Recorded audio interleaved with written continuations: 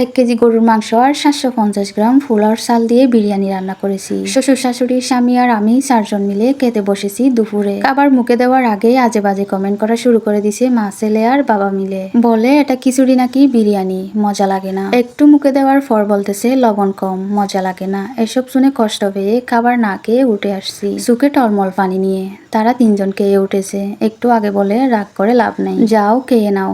খেতে গিয়ে দেখি শুধু বিরিয়ানি আর 1 পিস হাড্ডির সাথে সামান্য মাংস লাগানো। বুকটা ফেটে কান্না চলে আসছে। মজা হয়নি।